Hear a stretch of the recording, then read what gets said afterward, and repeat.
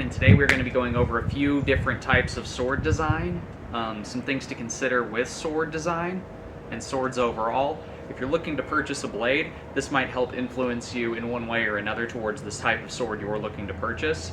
This is whether you're purchasing it from me or anyone in general, just to understand some of the reasons things are made the way they are, why they look the way they do, and how they function differently.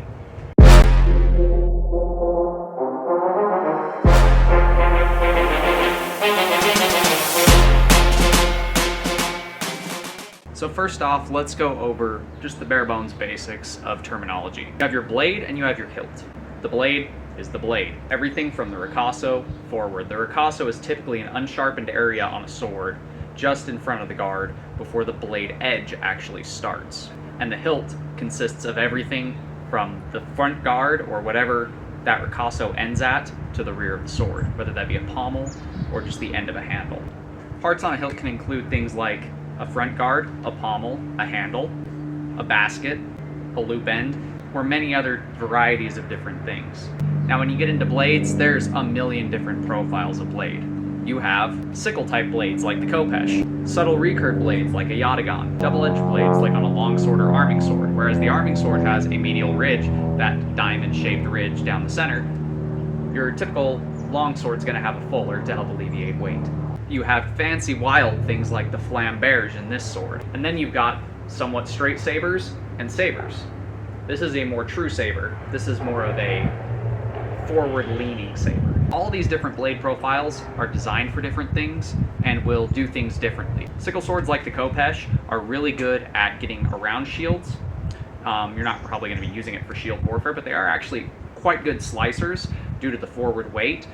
These were more of a combative weapon. A lot of people just get these just for fun, for cutting.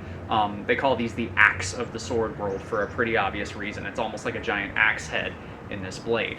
With your long sword and your arming sword, they're both double-edged, but you'll notice one has a much finer point for thrusting. The other can still be used for thrusting, but that's not its primary focus. This sword's primary focus is the cut, hence the length and the weight of this blade. Flamberge is typically on longer swords, like the Zweihander and things like that, or the Flamberge great swords, and that was to fight against pike formations and spear formations. It was so that it could catch on the pikes and the spears to move them out of the way. However, there were examples of smaller Flamberge blades like this one because they believed that the wounds from these were much harder to fix, and I could see that based off of testing. This lacerates in a very odd way. Recurve blades like what we have here on the yataghan are accentuated in this way to be a very good cutter. The shape of the blade and the very thin profile of the blade allows these light, fast swords to be very serious cutters. They're not the best in the thrust because the point of impact is below the wrist, so it's off center. However, they can still thrust. And with sabers, they come in a lot of different shapes and sizes. You have the very curved sabers. These were typically horseback weapons, very thick spine swords that were meant for swinging, heavy cuts on and off of horseback.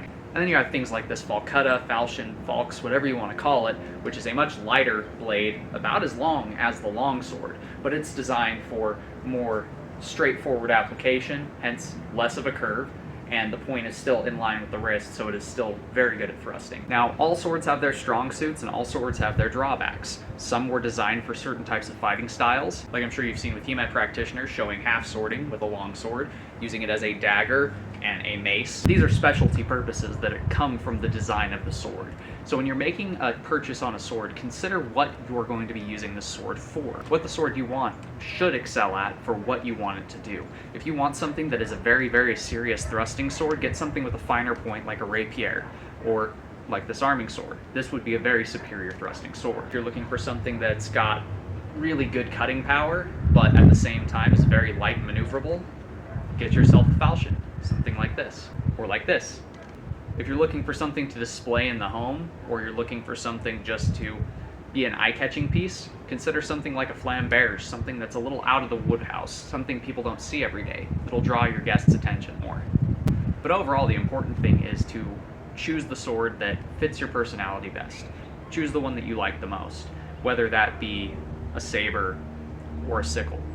Weapons design throughout history has always been an arms race. As armor improved, weapons improved and adapted to take on the challenges the armor presented. For example, the entire reason that the Khopesh is shaped like this, if you saw the testing of the Khopesh episode, you would have seen why these are shaped this way. These are for getting past shields. These were typically for hand-to-hand combat in close quarters to be able to bypass an opponent's shield and strike them on the other side of it. As we touched on with the longsword, a heavy-duty sword that can be utilized in several different configurations depending on the task at hand. Same exact reason that the Flambear's blades appeared on greatswords. Well, I hope you learned something new. If you did, let me know in the comments below what you learned. If you have any questions, comments, anything like that, let me know. If you guys have anything you would add in helping select your first sword from any maker, let me know. Put it in the comments. But that does it for today's video. I hope you guys like what you've seen. If you do, do me a favor, do that thing right there. And until next time, God bless, stay sharp out there. If you're looking for a custom sharp object like these, check out my Etsy store.